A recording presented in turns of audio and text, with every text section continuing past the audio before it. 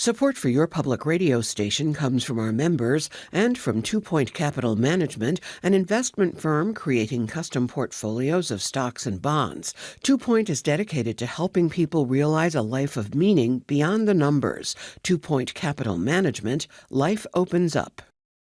From WXXI News, this is Connections. I'm Evan Dawson. Our connection this hour was made on college campuses across this country. Today, only 18% of four-year colleges require a foundational course in U.S. history or government. And that could help explain why American students are not performing all that well on history and civics compared to previous generations. So what should we know about our own history? With the country turning 250 years old, Geneseo history professor Michael Oberg has launched a new project, or really has extended a previous project, pairing college students with historians to study both New York State history and, in some ways, their local history and the meaning of American independence. Can it work? More ominously, what are the costs of a poorly educated society that doesn't have this kind of knowledge? Here's how Dr. Oberg describes some of what has already happened with this kind of work. Quote, "We place students in local historians' offices to work on projects connected to the 250th anniversary of American independence. It is truly a unique program. We provided well-paying fellowships to students from Geneseo, but also Canisius, Albany, Brooklyn College, Potsdam, New Paltz, Cornell, and Stony Brook. We paid 71 students to return to their hometowns and perform work that was important to their communities and that was, for some of them, a life-changing experience. 2 of the students wrote books," end quote. So let's talk about that, what has already happened and what is going to be happening later this year. Our guests include Dr. Michael Oberg, Distinguished Professor in the Department of History at SUNY Geneseo. Welcome back to the program, sir. Thanks for having me, Evan. Across the table from Michael is Beth Thomas, historian for the town of Bristol. Welcome. Thanks for being here. Thank you. And you've already participated with a student on this project, yes? Yes. I'm really eager to talk to you about that. Another participant is DeBono, who's an undergraduate at SUNY Geneseo and was a recipient of the 2024 Robert Gardiner Fellowship to do this kind of work. Thanks for being with us. Very nice to be here. And welcome on the line to Myah LaFave, who's a recipient of the 2026 Robert Gardiner Fellowship. Myah, welcome. Thanks for being with us. Thank you so much for having me. So, Dr. Oberg, let's start with you here. What's happening in 2026 is kind of an extension of what happened in 2024. Describe it for listeners. Well, we developed a partnership between SUNY Geneseo, Stony Brook University, and SUNY Potsdam, where we will send 30 students out. We've already selected them to work in local historians' offices across the state. They'll work from roughly the end of May through the end of July, 150 hours on projects connected to a critical reflection of the 250th anniversary of American independence. I think it's a great program. One part of the grant, Evan, is I have to drive around and visit all 30 of the students. And it is the most fun I have had as a historian. It's a big state, Michael. It is a big state, and I get to see a lot of great stuff. It's the most fun I've had as a historian in a long time. Students do great work. The historians do great work. I think it's really impactful. It's just a wonderful program. We're really grateful. The whole program, you abbreviated a little bit, it's called the Robert David Lyon Gardiner Semi-Quincentennial Summer Fellowship, which is a mouthful. And we're really grateful to the Gardiner Foundation of Long Island to supporting this kind of work. I think it really matters. So when you do this work to engage with your local historian and to learn things you never knew before. I mean, Liam was joking before the program, in his hometown now, which is Port Jefferson, Yes. Long Island, he knows the street names have connections to people. And he's going, oh, I get it now. These street names were not just randomly chosen. But when you really do start to understand more about the town or the village you grew up in, its connection to what might have been going on at the time, and then you're thinking bigger picture about 250 years of America, why does it connect you? Or beyond knowing why the street names exist, why do you become sort of a better citizen or a more educated citizen in that way? Well, I think, as you mentioned in your introduction, historical illiteracy is at record heights. It's a significant social problem for the country. And it seems to me that one thing we share with the Gardiner Foundation is the Gardiner Foundation recognizes that history is important, and the best way to engage people with history is to get them to look at the ground underneath their feet. And I think the exciting thing about that, Evan, is that young people doing this work and just people in their town learn that their story matters and that, in a way, they are themselves forces in history. And I think that's the great part of this project. It invests them in a story that they walk past and live in every single day. Now, to that point about historical illiteracy and what the risks of it are, I hate to do this, and Professor Oberg is going to kill me for this, but I don't know anybody that I've talked to in academia who is, I think, more sanguine, more upbeat about kids these days than Michael Oberg. When we talk about the real problems of civic and historical literacy, Dr. Oberg's never downplayed that. But at the same time, you meet a lot of great kids who are really engaged in the world. And I'm speaking for you, but you strike me as someone who does not appreciate older generations sort of ripping on the younger generations and making fun of them or poking at their illiteracy. You see a lot of great things happening. You see a lot of engagement. Is that fair? Yes, absolutely. Okay. This work gives me optimism.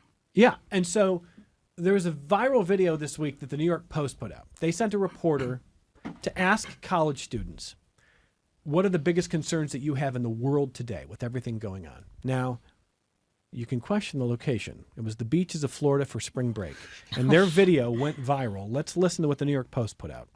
What issue facing America is the most important to you? What bikini I'm gonna wear next? Obesity is terrible. Ice. Not personally. I'm legal. Getting a tan on the beach. That's the most important thing in my life right now. I'm thinking about Starbucks, to be honest. I'm thinking about Starbucks, what I'm gonna get for today. The elevators don't work. You got 43 floors. The elevators don't work. What have you heard that Donald Trump has been doing recently? Gulf of America. That's the last thing I kept up with. We're going to war with Iraq. That's been crazy. What do you do in Colombia? You got Maduro out? You must be happy. I'm very happy. The Ayatollah's dead. What? Who? What? What is that? Who the is Ayatollah? I've never heard that word in my life. Lewis, what's Ayatollah? I haven't heard. I found out about Chuck Norris yesterday. That was more devastating to me. He was the supreme leader of Iran. He's dead? Oh, yeah. We killed him. You did? You killed him? The New York Post is lampooning these college students, and maybe that's cherry picking. Dr. Oberg, that video goes viral, and everybody thinks kids these days. You think what? Yeah, the depth of my contempt for Jesse Waters just grows deeper and deeper. And there's a great clip of Jesse Waters from a couple years back. He's a Fox News host too. He used to be Bill O'Reilly's sidekick before Bill O'Reilly got cashiered out. And Jesse Waters went and asked one of these kids, and this kid goes, Jesse, here's this real story, and gave him a lecture. And they immediately cut. And he was like on the money with they everything. immediately cut. It didn't fit the narrative? It didn't fit the narrative. And look, a lot of the way that history's taught is ways that, look, if students aren't learning, that's a failure of the teachers, not the students. So don't blame these kids for not knowing. Let's engage them properly, engage them in important ways. And the work that we're doing, Liam's done and Beth does, that engages people. And I'll give you one concrete example. We had a student in 2024, and her job was to do an exhibit, just a simple exhibit in the town hall of Victor. More people are going to walk by that glass case and look at that than will read any article I publish in a scholarly journal, will read any term paper that a student like Liam does, probably read more than 90% of the books that historians write. It'll have a significant impact. So, yeah, those students at the beach, that's not what we're talking about here. And why do people love to lampoon them? Why does this become this hobby horse every spring break? I think it's just kicking down. And my experience, and I've been doing this, oh my God, 32 years. I've been a college professor. Thanks. Now I'm kind of depressed, but 32 years of doing this. And look, I've been talking to young people for a long time. And that's not what you see in the classroom. You see students who are engaged, who want to learn more, and once they get the hook in their mouth about what's going on, they're voracious. One more question for you before I turn it over to the people who participate, because they've got great stories to share.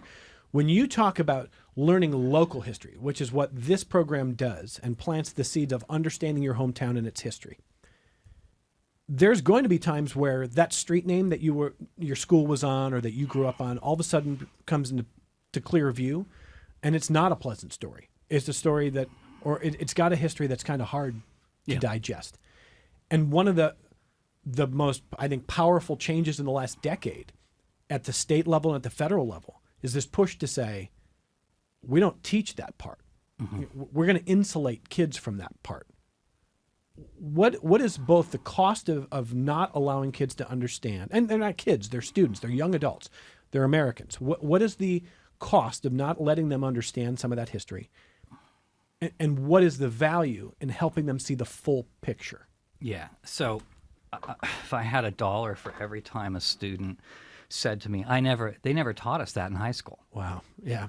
And Yeah. once you teach a college student that they've been lied to throughout their high school education, you've created a historian and a critical consumer of historical evidence, and they go out and look and they dig.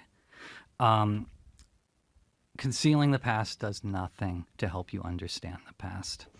And history majors, and this I should let Liam speak to this, right? But history majors understand that things are complicated, that they're good and they're bad, and they all mix together. And if you just want a hagiographic hero story, you're not interested in history. So, Liam, let's talk about not only your own work in Port Jefferson before we get there, a little bit about yourself here. What led you to Dr. Oberg's classroom in the first place? I mean, I just heard great stuff about him. I love history. I really found his classes interesting. The one I took with him first was on Native American like civil rights and law, and I found that incredibly interesting and challenging. I mean, I definitely learned about some of it in my high school, but to the extent and the blatant it's badness, I guess, of a lot of the actors in American history is very visible when you look at that. Does learning about that aspect of our history, does that change the way you think of the country? Does that make you feel any sense of shame? What do you think? I mean, incredibly so. I mean, in the specific example of Native American history, you can see this, this repeated, just I guess evilness, this act of not respecting, not regarding Native Americans, and not acting in a legal or moral sense. You can see that as the foundation of a lot of American history and American land grabs, and that completely, I think, fundamentally changed how we look at American history and discussions right now. I mean, we see a lot of people in the current day talking about how it's important to, always respect the law, always that the law is inherently right, and then you look at Native American history and you see the amount of times state and federal governments have gone against the law for their own interests. So there is a lesson about the use of power and the idea that those who lecture their fellow citizens about backing law enforcement, always supporting the law, implying that only a scofflaw or someone worse would not, ignores the fact that the power holders have shaped the law to do whatever they want. Essentially, yeah. And you don't see that has fully changed. I think might makes right has been a pretty consistent factor in American history. How does that make you a better citizen, you think? I feel like anyone who learns this stuff, it teaches you to always question, I guess, never to look at something on the face value, always kind of be a critical, if not pessimistic thinker when it comes to what people, with the might are saying. Pessimistic's an interesting word. Realistic, maybe? I think realistic is better, but yeah, I guess realistic. Okay. And again, I have no desire to make any of this overtly political. It need not be. Yeah. The modern forces, of course, make everything pretty political. And some in political spaces would say they're worried that you're being taught to just hate this country, and that citizens, and especially kids who grow into adults, should be taught to be patriots. What do you think? I feel like, it's the teacher's job to present the facts and, make the person a critical thinker, the student a critical thinker. And if the facts, as, openly presented as they are, lead that person into thinking maybe America is a morally great country, or that our foundations are not as, righteous and justified as we originally thought to believe, then those are their conclusions. I feel like a teacher presents the facts, the students interpret them, and if the student interprets that as, we have to fundamentally look at our country differently, then, so be it. I think that's a critical thinker. Yeah. Frankly, critical thinking is, in a way, patriotic. Yeah. If you want this country to be as good as the ideals it claims, right? Yeah. I mean, not to get sort of gauzy about it, Dr. Oberg, but isn't it an act of patriotism to try to pull back the onion and fully understand our story? Because the ideals really are high-minded. I mean, the language is there. 1776, it was not the start of history, but there weren't a ton of models in the world. There were some, but we were attempting to do something pretty special. And we didn't really stick the landing perfectly, But isn't an act of patriotism to try to understand that, to try to help us today? I think it's important to ask questions constantly. It's a basic requirement of citizenship. Yeah. And so let me ask the historian in the room here. This is not the student you worked with because you're from different towns, but Beth Thomas, historian for the town of Bristol. What do you want students to be learning? I mean, are you comfortable with students learning all the different layers of this country? You know, the high-minded ideals, the hypocrisy at times, the injustices. Absolutely. And what we're talking about with the critical thinking is the most important skill that any of these students can get out of this internship. Yeah. And it helps us at the same time. Speaking as a retired high school English teacher, not a historian, I fell in love with my hometown and wanted to know more. So I thought, okay, town historian sounds like a really fun retirement gig, but I really need their skills, especially in terms of their technological skills, which will help all of us out. Yeah, a couple of points to kind of stress, which we've talked about with Dr. Oberg before, but towns have to have historians by law, right? New York is one of 2 states in the country that has a law requiring every municipality to have a historian. I forgot there's only one other state. Connecticut copied our law. And so that's 1,500 historians across the state, plus 100 more small local historical sites. We have this infrastructure for history across the state that's truly incomparable. And so let's get our students out there working with folks like Beth and telling these stories. Literally, your colleagues in Ohio or Wyoming, I mean, they wouldn't have this resource. Not to the extent that we do. Yeah, sure. I mean, I'm sure there are some local historians. Right. But not mandated by law, not everywhere you look. That's an amazing thing. And then the other point is, I mean, something that you and I have discussed before, but as we talk to Liam, as we get ready to talk to Myah, you have said, I think, in a way that kind of made an impression on me, of course the goal isn't to get every one of your students walking out of class thinking that we must do exactly the same thing or thinking all the same things. You want to fire their minds to make their own decisions on who we are and where we go, right? Historians ask questions and answer them. Right, we ask a question and we dig like terriers for answers. That's what we do. Beth is one of the best examples of this. We just look for answers. We don't do heroes. We don't really do commemorations in the same way as we ask and answer questions. And that's why it's a critical discipline. We gather evidence, we read the evidence, and we follow that evidence to where it ends. What's the problem with heroes? They're going to disappoint you, right? It's our job to look at the bigger problem. Heroes are a product of a huge social complex, right? They rise up based on other people. So that's not really our job. I would say that the historian's job is not necessarily to make you feel good about your past. It's to confront you with the past, to ask big questions and answer those questions. When I was a middle school student, went to Washington, D.C. with a school trip for the first time. And there's a picture of me, I still have it, standing at attention, looking at a statue of Thomas Jefferson with my hat over my heart. Because I was at the time, I had this hagiographic view of history. Not to say that I don't appreciate a lot of Thomas Jefferson, but the 8th grade version of me saw him as a cartoon. Mm-hmm. And the high school senior of me saw him very differently. As a person, as a human being, a flawed human being, at times a brilliant human being. But I wasn't getting, I'm kind of embarrassed at the 8th grade picture, but that's a good example of how we're taught for a while. You mentioned hagiography or caricature. Yeah. And I don't know that I was all that well served by that. No, I don't feel that way at all. Yeah. Heroes will and for me, it was disappoint. Literally hagiography because I grew up in California with Father Sarah, Jimper Sarah, and it was now been canonized. So it was quite literally hagiography. So in a moment, we're going to get Myah's story here, but let's make sure we get Liam and Beth are going to tell you what they've already done for this. Myah's project's going to be coming up, right? Yeah. Okay. Myah will start with Beth in end of May, beginning June. Yeah. Oh, awesome. So Liam, for you go back to your hometown. This is 2024. Yeah. And from for a couple of months, you're working with a local historian who I'm sure you got to know pretty well. Yes, yeah. How much leeway did you have to decide what you were going to study with this person?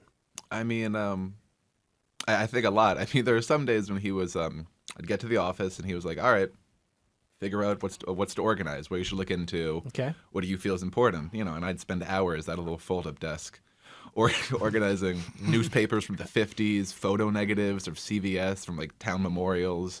anything and everything. And I felt like I had a real independent, a collaborative way of viewing history and working with history that I feel like, programs like this can really only afford you.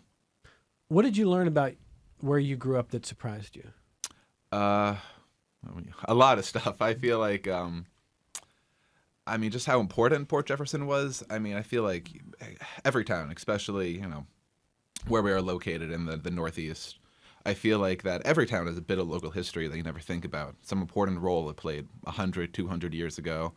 I remember working at the Culper Spiring. That's some spiring during the Revolutionary War through Port Jeff. And I remember like, whoa, never heard of this. I never knew that, Port Jeff had any specific historical role, and it does. I feel like every little town has that. And I'm thankful that New York and Connecticut have those laws in place for local historians. Do you feel differently when you go home now and you have knowledge that you didn't have before? Has that affected you? Oh, I think it does. I mentioned before the show the street names. The street names, yeah, the street names and stuff. But no, I see local history everywhere. Like I know, like every time you're driving down the road, you see one of those like copper signs. Like I'm talking about some historical landmark. I make sure to pull over and read those now. I feel like we're living in history. Like the place that you live, the geographical place, is full of history, and I feel like the only way to really be engaged, to open your eyes, is local history, is people going in there and making those exhibits, having those parades, having those ways that normal people can just view and grasp history, and then they become a critical thinker. How many times over the course of that work in 2024 did you find yourself going, I can't believe I didn't know this? I think at least once a day. It was crazy. One day I was reading this newspaper from the 30s. We were, cleaning and whatever, and it's a picture talking about P.T. Barnum driving an elephant through Port Jeff. And Port Jeff is a small little town right on the water. It's streets, like two-way streets, and there's an elephant and a whole parade and everything. And there's a street name called Barnum on Port Jeff now. Yeah. So and I'm like, this is crazy. I did not know there's an P.T. Barnum and elephants through Port Jeff, or there's spy rings from the Revolutionary War, or trading across the Northeast from Port Jeff. My eyes are open now to that local history. Are you more of a nerd about history in general, not just in your hometown now? I think so, yeah. I use nerd in the affectionate way, of course. I took it in the affectionate way. I feel like, I have, those primary sources, those, get your hands on it, get your hands on the newspaper, get your hands on the diary, on that crumpled up parchment. I feel like I've gained a new love for history, like a new, very practical and, physical way of, interpreting history. So there's limited hours in any day or year for teachers in K through 12. And a lot of American teachers are already busy teaching to the test. Standardized tests have limited a lot of creativity and flexibility. And then by the time that you become a college student and you see Dr. Oberg, you've gone through a system where they certainly test you a lot. Yeah. But there's not as much room for teachers. So I want to ask you this, knowing that right now there's a lot of constraints. But in general, do you have ideas on what you'd like to see K through 12 do differently in terms of preparing students for the world or teaching history? I think make it more hands-on, more interactive. I feel very lucky considering my very early history education. I feel like if I had a worse history education in second grade, first grade, whatever, I would not be where I am today. Just very hands-on, very interesting. I feel like history can be an interesting thing, regardless if you're 5, if you're 20, if you're 60. It should be a thing that people love, and I feel like the only way that people become lifelong historians and interpreters is from, at a very early age, getting hands-on history. And that's what I feel like local history is the best way of getting at. I feel like more people can relate to, your local town and what it's done versus broad historical concepts. How do you feel about that answer? I think that's a fantastic answer. I kind of got into this local thing. My wife used to teach at School 33, and there's that used to be a baseball diamond there. Babe Ruth hit a home run there a long time ago. And you tell folks that, and the students' first question is like, well, who the hell's Babe Ruth? but then you've got this baseball stadium there, and this was the center of the sports world for one day in 1920. What Babe Ruth was doing there, I'm not quite clear on that, but I've got the newspaper clipping, right? And it connects you to a place, and I think that's I think across the political divide, right, left, people feel disconnected. They feel that government is out of reach, that it doesn't serve their interests. It doesn't understand what their lives are like. It doesn't care about people like them. It leaves lots of people feeling irrelevant and disconnected. And when you start looking at your local community, your local story, all this interesting stuff about Bristol's history, right, or the fact that they're running spies are crossing Long Island Sound from Port Jefferson to Connecticut during the Revolution, you learn your connection to these stories, and you do realize that your story matters, your place matters, and that in a sense, like I said earlier, you are a force in history. And I think that's an incredibly democratizing way to look at the past, and it's a way that engages people in the past in ways that they're not often asked to be engaged. One way I've been thinking about it lately is, so you take Port Jeff and you talk about the spy history, or so many towns, I think to Liam's really good point, have a connection to some really sort of turning point, key moments in American history. Maybe it's the Revolutionary War, maybe it's other conflicts. And just thinking about those moments is a good way to remind us that the relative notion of security and peace that we think we are sort of just due is not guaranteed, that most of human history was pretty fraught, and that if we are not careful, if we are not mindful, that could be the future and not just the past. I mean, I don't mean to be sort of grandiose about it, but it is so easy to get caught up in the day-to-day and just assume that this stasis is always going to be the way of things. And it wasn't that long ago that every town had a story connected to battles and loss and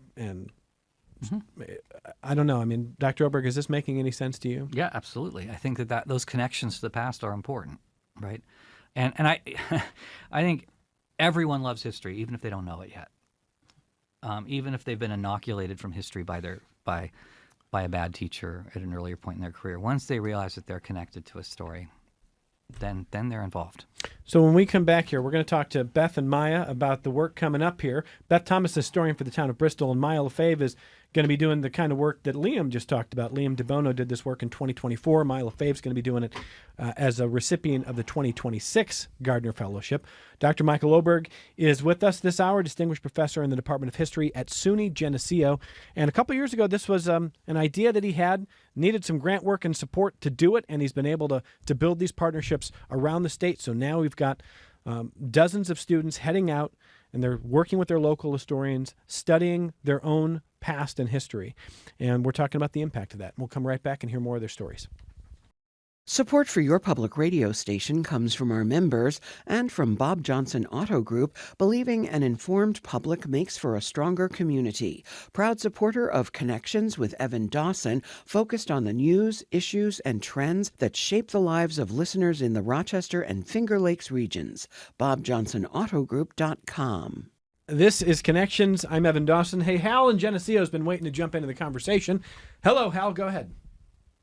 Thank you. Thank you. I love your program, Mr. Dawson. And Mr. Dawson's my dad, but thank you. Yeah, well, I'm trying to show respect, as I really appreciate your range of topics and your lively and thoughtful discussion. So why am I calling? Well, when I moved here 3 decades ago, I had no idea that someone rather critical in early U.S. history was buried just south of Canisius Lake, where I settled. And then on 256, I discovered the grave of Captain Daniel Shea, and then learning a little bit more that he had defended Bunker Hill near Boston during the American Revolution, amongst other battles. In other words, he was quite the revolutionary patriot. And then he moved on to Massachusetts, I guess, where he resisted, tariffs. Heaven forbid that we run our country on tariffs. And that was somewhat related to the so-called Whiskey Rebellion. And that may have leveraged a premature constitutional movement to somehow incorporate slavery. And I never knew this until I moved here. Of course, Jefferson and Washington were famous slave owners then, but I think something like 14 American presidents owned slaves. So this led to the biggest cataclysm yet, and hopefully singular, the American Civil War, in part because so in other words, his local connection to history, I would be curious if the Geneseo historian or any of those students had looked into such a key figure that really may have precipitated a premature constitutional convention. Captain Daniel Shea. Yep, Daniel Shays. Okay. Shays Rebellion Shays. in 1786 in western Massachusetts Shays Rebellion. is one of the major precursors that demonstrated that government under the Articles of Confederation was struggling, right? That the states were struggling to provide orderly government when farmers in western Massachusetts decide we're not going to pay the damn taxes, and they start shutting down the courts to prevent bankruptcies. And Daniel Shays, like a lot of Massachusetts settlers and a lot of veterans of the Revolution, ended up in our part of the state and even moving farther west. Lots of veterans were paid with land, and that allowed them, and for that reason we have Revolutionary War dead buried in cemeteries across central and western New York. Land that we may or may not have had to give to them. It was a way to look. Man, New York largely funded its government on sale of Indian land, which it acquired cheap. It paid its debts to soldiers that way. It allowed New York in a way to become the Empire State. So Daniel Shays' story, and House Point's a great one, is an incredibly important story, tying into this bigger story about how New York was settled. That this guy from Massachusetts ends up in Dansville or South Dansville, that's really important. I had no idea the local connection. Shays Rebellion, sure. But when I saw, he wants to talk about Captain Daniel Shea, I'm going, no, I don't know that name. Yeah. I did know that name. Thank you, Hal, for reminding me of the local tie there. So good stuff, Hal. I appreciate that. I want to talk to Myah LaFave, who's going to be part of the group of 30 students. Is that right, Dr. Oberg? 30 a year.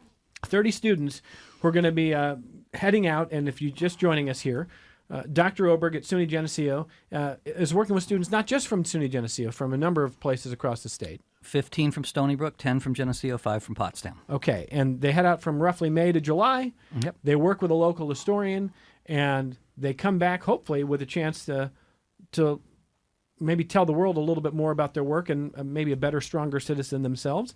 And Myah LaFave, tell us a little about yourself. Where are you from? Yeah, hi. I'm Myah. I'm from Stockbridge Valley, which is in central New York near Utica. I'm a junior here at SUNY Geneseo, and my major is history adolescent education. So I get kind of the best of both worlds. I do the education classes and I do the history classes. And what is your plan for this particular work? Yeah, well, since I'm not from the Bristol, Geneseo area originally, I'm really going to be learning right there live as I'm working with Beth. We're still fleshing out kind of the specific projects that I'll be working on and the different options I'll have to pursue. But I know now I'll be helping with some different like interactive community-based festivals, some online cataloging work. But really, since I'm not from the area and I don't know much about the history as much as I would from where I'm from, I'm really excited to just get to like learn from the artifacts right themselves. So Beth, how are you going to work with Myah, and what do you hope she gains from this? We've only met virtually, so I can't wait to meet her in person. First thing I'm going to do is give her a big hug. So she doesn't have any idea what she's getting into, because our collection is in the attic of the Bristol Town Hall, which is a former Grange building. And when we're talking dusty old records, that's exactly what they are. So Michael told me that Myah is an excellent writer, and I'm hoping to put those skills to work so that we can make this more accessible, specifically at our upcoming, what we're naming the 250th Freedom Festival on June 13th and 14th in our town park. And it's a consortium of 5 different towns that are all getting together on the Saturday the 13th. We're going to have a bunch of colonial activities. Our headline speaker is Native American speaker Perry Ground, who's going to talk about how the Haudenosaunee Constitution affected ours. We have a member of the Naples Historical Society going to lead a program with the children making corn husk dolls. We have another woman who's going to be doing colonial games. We have some Revolutionary War reenactors camping out for the whole weekend. We're going to have a blacksmith shoeing a horse. We're going to have sheep and oxen, and it'll be a really interesting long weekend. June 13th and 14th. Yes. And Myah is going to be involved with our Bristol Hills Historical Society booth. We're going to set up a couple of different displays, so she will be able to decide exactly what portion of that she wants to work on. Myah, what is it about thinking about your past in this country's past? What interests you the most? What's most fascinating, or something that you want to dig more on? Yeah, well, my mom is actually a history teacher as well. So I was raised with history all around me all the time from when I was very little up until now. It's always been a huge part of my life. And I think what she really ingrained in me is just my love for people within the history, not necessarily just like the valiant stories of heroes or like the really sad stories of tragedies. I think I really enjoy learning about the people involved and the individual stories involved and the characters that you might not hear about a lot. That kind of fall into the background, or kind of their narratives are kind of lost, but they really did play such an essential role in shaping what we have today, even though we may not think of their role as being that big. And so, Beth Thomas, as a historian for the town of Bristol, you were an English teacher. Mm-hmm. You know, Myah comes from a history teacher's family. For you, how do we get more people who want to become historians, who want to end up doing what you're doing? Because every town in the state's got one. That's right. Come visit. Join a historical society would be my very first recommendation, and attend some of our programs. It's very accessible. I think it's extremely special that we have this in New York State. We even have 2 public historian programs to help us learn more about our job. So I'm part of the AFNI's program, Association of Public Historians of New York State, and Greater Western New York Historians Program. So they have conferences where we learn more about our job. But you go to your town hall, ask to meet with your historian, and they would be thrilled to show you what they have, help get you involved, teach you whatever you want to learn. You know, Beth, I was tempted to make a snide remark about these historical societies, like, what, do you have some rockin' parties? But it turns out, Liam, what is the... So Liam goes back to Port Jefferson in 2024, and you're just days into this. What's the story? Day 3. We are having the very fun Long Island historical soiree in an old costume shop from the 20s in Port Jefferson. And the entire day, me and my the town historian, Christopher Ryan, we're going to Stop and Shop. We're picking up bags of ice and salami and cheese and little crackers and stuff.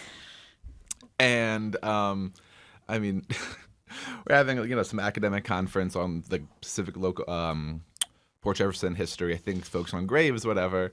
And they have me playing the piano. So it's me. You're and, a piano player. Yeah, I am. It's always a fun time. And yeah. It's me at the piano, and then 30 Long Island historians from Stony Brook and from the surrounding areas, just having a community, I guess. What an awesome story. All right, now Myah knows what she's in for now. Let me ask a couple other points here, though, because before I get back to Michael, there's something that Beth brought up here that I want to hit Dr. Oberg on before the hour is over.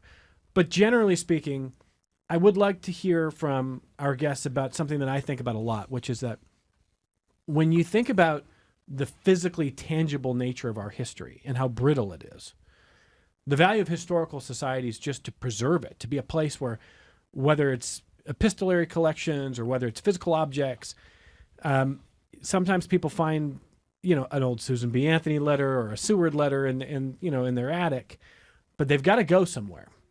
And we are not, we are a society now where we are not thinking often about how do we preserve things. Mostly we're like, hey, are my Facebook pictures going to stay there forever? It's very different. And I can't imagine states that don't have historians, Beth, because we've got to have a place for our history. And every year that passes, some of the more brittle nature of these things, we're more at risk of losing them. So can you just describe, do you have some cool stuff? Yeah. Yes, we do. Yeah. And boy, this is a perfectly because there's a lot of weight on the historian's office to preserve. Yes. And the Rochester Regional Library Council is helping us. We have a program right now where we are digitizing these precious old documents, specifically focusing on the women of Bristol. So I'm hoping that Myah can help me on that too. And we've spent since last October digitizing these records, which will then be uploaded to their site. And then, of course, storing them afterwards is a huge concern. We were talking about this before we came upstairs. That moment when you hold on to one of those early letters is magical. And I hope that everybody can have that experience. At the same time, we need to make sure that they're preserved in archival boxes and everything else, which are expensive. But Michael, you want to add to that? I mean, just the challenge and the importance. Well, I would want to emphasize that most town historians in the state of New York are volunteers, or they operate on very small stipends with very small budgets. So this work is being done by people who are in it for the love of the game. And I think the one thing about our program is, thanks to the Gardiner Foundation, thanks to our partners at Stony Brook University, we're able to pay the students, right? There's unpaid internships are a dime a dozen, but to actually pay students in history to do history work is really rare. It's so important to preserve this stuff. At the Rochester Historical Society, where I'm a volunteer, where I'm vice president, we have Susan B. Anthony's clothing. We have a lock of Frederick Douglass's hair. We have these things that get you incredibly close to history, and not to mention all sorts of documents. And I think that these records are so precious, they're so valuable, and they're so fragile. And so we've had many students over the years of this program do work on digitizing documents or preserving things.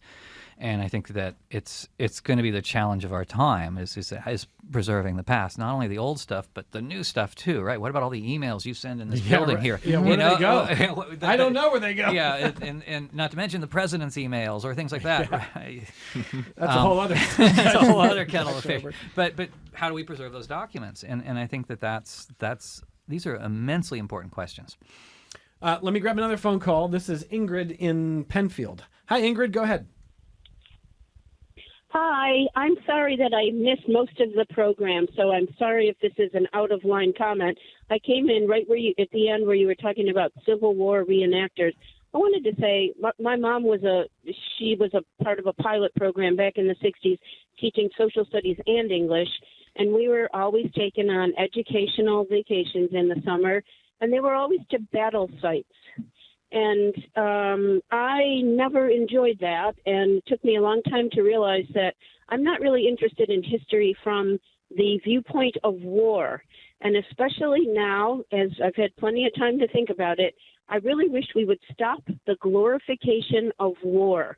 It is a bizarre practice when you really dig down deep, and it's also patriarchy driven. And I just want to say, let's learn. I understand that you were talking about Susan B. Anthony and other things that we can learn about history, but I think the glorification of war in all its forms it's high time that we got over that. Thanks. Yeah, Ingrid, thank you. So a couple things. Coming up on April 2nd, we're going to have a conversation on connections about the nonviolence movement in a very violent time in this world. But in general, I mean, I certainly take the point. And Dr. Oberg, my sense is that you can teach battles, you can teach war and history without glorifying it, or you can absolutely glorify it and make it a video game. Yeah, we don't glorify the war. And I think that where Liam was working on the North Shore of Long Island, right? What the revolution was a thing where every single person got a knock on the door. Whose side are you on? Are you a Tory or a rebel? And to get to the point Myah raised earlier about these individual stories, that's what makes the revolution compelling, and how these people are brought into these conflicts. No one serious in history is glorifying war, but they do have to understand the effects of it and the consequences of it. And without war, look, man, the Declaration of Independence would have just been just a document. It wouldn't have mattered. And it was the military struggle on Long Island or through the Finger Lakes in 1779 that made that revolution what it was. So to the point about the knock on the door, PBS, of course, aired the Revolutionary War series from Ken Burns, and Ken Burns wanted to impress upon American viewers that this was also a civil war, and this really split communities. He also took some heat, and this is what I wanted to ask you about. He took some heat from mostly conservative critics because he talked about the Haudenosaunee form of government and what we learned from comments from people like Ben Franklin and others. And the conservative critics were like, "Oh, it's another woke documentary that won't that has to praise natives and can't give credit to the Europeans." If you actually watch the many-part series, I mean, this was a very small part of it right at the beginning. It did acknowledge, though, that part of history. So why do we still get hung up in this? Like, what's the dynamic that you see there? You know, we have a president who's issued executive orders that make that have proscribed the teaching of anything that makes a white student feel uncomfortable. And it's just a fact that if you own land in this state, downstream a ways, you are the beneficiary of a systematic program of indigenous dispossession that at times and places violated the laws of the United States. That's just black and white. It's in the documents. It doesn't reflect on you poorly, but it does it does force you to answer some uncomfortable questions. Like, what are we going to do about it, right? What are we going to do about the fact this country didn't follow its own rules for taking indigenous land? And that's a whole other show in a sense. But I think that there is a lot of white supremacy when it comes to the teaching. People who are non-historians feel that history should preserve white supremacy, and we see a lot of that today, unfortunately, especially coming out of the executive orders with the White House. And it's not what we do as historians. I think, again, I'd come back to Myah's answer. We're interested in human beings. We're interested in people and how people react. We're interested in the study of continuity and change across time and space. That's what we look at. Myah, as a student, have you ever felt like the historical education you got at any level threatened your sense of what it meant to be an American, or was sort of had a negative imprint on you as an American? That's a very, very good, very complex question. I would have to say I've always thought of the American identity as, in the context of America, as the melting pot of the rest of the world, and that in essence, the American identity is just a mix of everything else, and that it's in itself is the beauty of America, is that you can have so many identities and so many cultures from so many different places come together, and that's what makes it American. Like I said, I was raised in a very passionate household about history, and I never really thought of any lessons I was taught as going against what I thought of my idea as what it was to be an American, because I think all history from all parts of the world is important when it comes to learning about the context of the world we live in now. And I have not ever felt that anything that I believed to be like very importantly, this is what it means to be an American, this is what it means for me to be an American. I don't think anything like that was challenged, because to me, America is just a conglomeration of everything, and that's how we should think of it. Okay. Well, before we close here, let me just get Charlie's email. He's a retired teacher. He says, Evan William King beat Jackie Robinson by a year, integrating the NBL right here in Rochester. Then Earl Lloyd was the first African-American in the NBA, playing for the Royals in 1950. My Rochester students would go wild learning this as it happened right at Jefferson Park. You got to make history come alive. That's from Charlie. Good stuff there. Yeah, right on, Charlie. That is on the money. And Carol in Pittsford, got to keep it tight. Go ahead, Carol. No, I just wanted to tell people, if they are interested in this, many of the towns have groups of citizens, groups of residents who are researching local events like were just described. They do walking tours of the area. They have, in the case of Historic Brighton, they have a website with all kinds of articles and photographs and so on. And best of all, the board of Historic Brighton has a high school student as a member of the board, and she came to us because we hired her. So for people interested in this, there's a lot that they can participate in. So Thank you, Carol. Anything you want to add, Michael, about getting people to participate, getting people more involved? No, I think Carol's point is a great one. Your town has a historian, and there's probably a local historical society as well. What Beth has in Bristol is amazing to look at. I mean, it's just such cool stuff.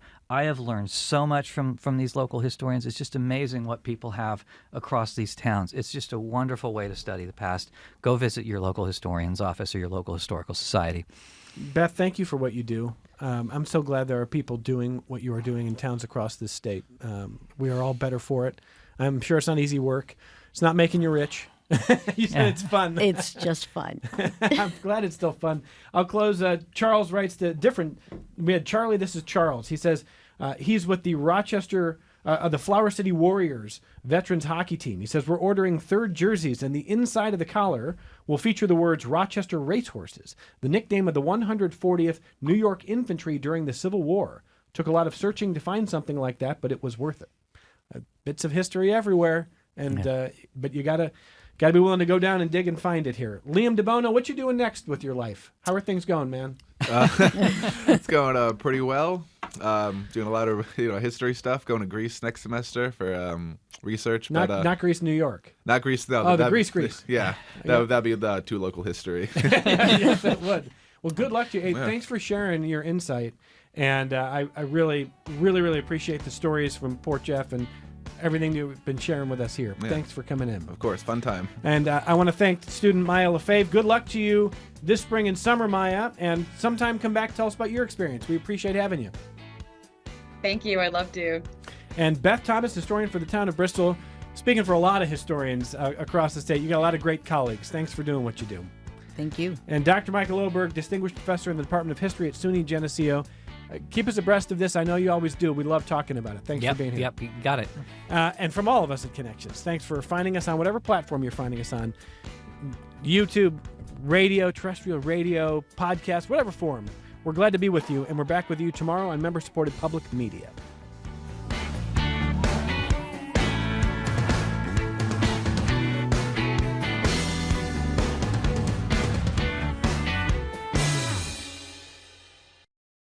This program is a production of WXXI Public Radio. The views expressed do not necessarily represent those of this station, its staff, management, or underwriters.